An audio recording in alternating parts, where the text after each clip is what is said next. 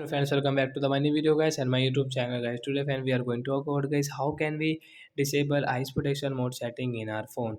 Friends, you want to disable your phone eyes protection mode setting guys. Now you don't want to use your eyes protection mode setting. So man, how can you disable it? Today I will show you in this video guys. So before starting video, friends, first of all, when subscribe the channel guys, click the bell icon and like the video.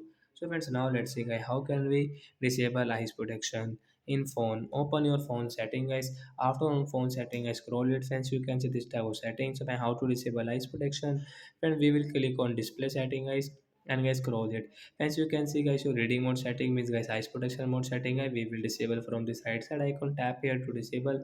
After disable guys, 3 and 4 second guys, screen color will normal. Eyes protection mode will disable, so we cannot use eyes protection in our phone. If we use, so we will have to again enable, then guys we can use it.